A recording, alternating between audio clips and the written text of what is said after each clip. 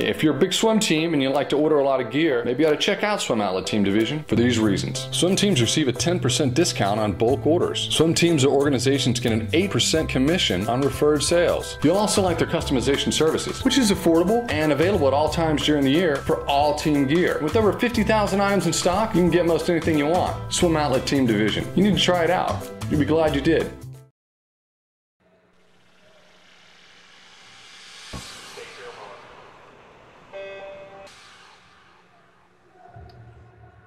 This is the Morning Swim Show for Wednesday, October 15th, 2014.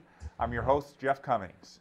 In a couple of weeks, a group of young American swimmers will travel to Asia to participate in the final two meets of the FINA World Cup. USA Swimming has been doing this for many years as a way to give future talent some international racing experience at a pretty high level, given that Olympic champions and world record holders will be in attendance. Joining me today in the Finis Monitor is one of those young swimmers. Erin Earley had a pretty good summer to get the invite from USA Swimming. She was third in the 100 back and fourth in the 200 back at Junior Nationals in Irvine. And Erin is coached by Chuck Elrick, and the two join us now via Skype from the offices of the Hopkins Mariners swim team in New Haven, Connecticut. Guys, it's great to see you today. How are you? Very good, thanks. Well, Erin, tell me about the day you got the invite from USA Swimming to participate in these meets. It was right after school, and I hadn't checked my email, so Chuck was the first to see it, and I came in the office, and he told me, and I got really excited, and it was a really good day.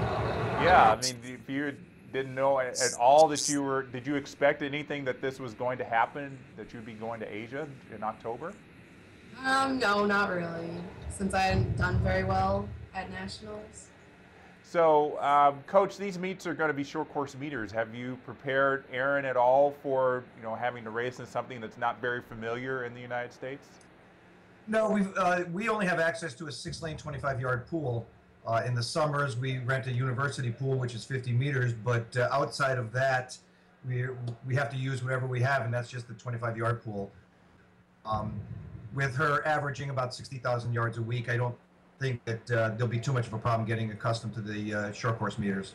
It's just the different flags, Erin. You just got to get used to that. There'll be, you have to make sure you take that extra stroke or so, because you don't want to be gliding the wall and get a disqualification all the way over there to Asia and then get disqualified. That wouldn't be good. So, obviously, Erin, you're a sophomore in high school right now, correct? Yeah. So, what high school do you go to? Hopkins. Hopkins. Okay, so I'm sure your teachers and everything and your classmates are all excited about you going to Asia. Your friends are probably a little jealous. You get a week off or more from high school. Have you already started talking to your teachers about homework assignments and stuff that you'll have to do maybe a little bit early?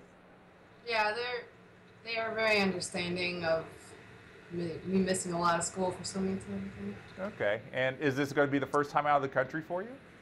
Yes. Wow, this is going to be a really big deal. First stamps on your passport and everything. Do you know anything about the environments in Tokyo, Singapore? Have you been studying up on those at all? Not much, but I've seen pictures of the pool and it looks really nice. Does that help you get motivated a little bit? I know a lot of people look at pictures of pools like, they look at the Olympic pool and they get motivated to swim there. Yeah. Yeah. Coach, if you could describe Erin's talent in the pool in one word, what would that be? I don't know if it can be done in one word, but probably the best way I can describe it is I've been coaching her since she was 4, and I have yet, in the 11 years, yet to see her breathe hard, whether it be in the 800 meter, the 1650, the 2-back, doesn't matter what the event is. She may come out of a race red-faced, but I've never seen her breathe hard. She's got an amazing ability to absorb the oxygen. Well, that's really interesting. That you kind of sound like the type of person, Erin, who can just swim race after race after race. Is that something you like to do? Yeah, more of a distance swimmer than a sprinter. Okay. Well, yeah, that's definitely what you have to do. So, Erin, she talks about that you're never out of breath, or when you finish a race like the 200 backstroke, which is very tough. Do you feel like you've given it all you had, and it's just that you just process it a little bit different physically? Yeah, I do give the event all I have. I just don't breathe hard after, and I'm not sure why. Well, you're definitely going to be someone that people are going to want to, find out about, because that is definitely not something that happens all the time. Have you always been a distance swimmer? Yes, since I got my first record in the 500 free in Connecticut. So what do you like about being I guess, middle distance and distance swimmer? Just that you don't have to sprint and give all you have in the first part of the race. You can hold it out for the whole time. Well, you'll probably, well, before I ask that question, do you know what you're going to be swimming at the World Cup meets? Yeah, the 100 backstroke, 200 backstroke, 4 IM, 8 free, 2 free, and 4 free. Well, I was going to say, you're a backstroker. I would think they probably put you in all 3 of the backstroke events, but you're definitely not doing the 50. In one of the meets. Oh, in one of them. One of the meets. It's in Singapore. She'll be doing the 50, but not in Tokyo. Yeah, that's going to be really strange for you to do a 50 backstroke, I'm sure. That's a lot of swimming that you're going to have to do. 400 IM, 800 free, backstrokes. I mean, you kind of remind us of Katinka Hosu, who's doing very well right now at the World Cups, and you're going to probably be swimming against her a couple of times. Have you ever seen her race before? No. Well, you're going to see her race a lot. She's in that meet pretty much in every event. So if you like to swim multiple events, you'll get an idea of what it's really like to swim multiple events. I think she tries to swim every event in the meet if possible. Well, Erin, you had talked about not swimming your best this past summer, even though you got 3rd in the 100 back and 4th in the 200 back in junior nationals. I'm curious to know what you learned from racing this summer that you think will help you when you go over to Asia in a couple of weeks. I think I've learned to move on from how you swam for the next events, so that you can try and do better. Was that something that was hard to do for you at juniors when you saw that you didn't swim as fast as you wanted? Was it hard to get over that race? Yeah, sometimes. You went to that meet with some pretty lofty goals, and when some of them weren't achieved, I think it kind of affected the next swim a little bit. And coaches, obviously that's something that is kind of in your responsibility as a coach to do. What were you doing to at least try to get her ready for that next race and put that race behind her? It's basically, it was in the warm down, just trying to get as much swimming there as we can, just to get it out of her system and refocus. You can't do anything about history, and once the swim is done, it's over. Now we just have to move on and refocus and go from there. Well, from what I understand, she probably didn't spend much time in the warm down pool. She's not breathing heavy. She's ready for the next race. Right. We did try and get a couple thousand yards, though.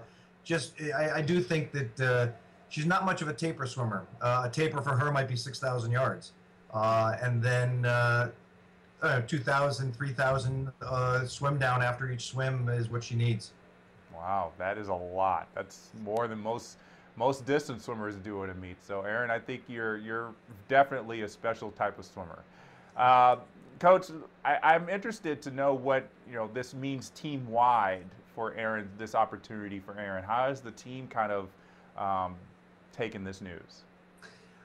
We're a small team, really only about 60 swimmers from all ages, and to have a swimmer like Erin and get this opportunity to represent the United States, they've all rallied behind it. They made a great big banner. The school put it up in the hallway to have everyone sign it and wish her well, and I think they're all anxious to try and watch it online, since there's such a time difference.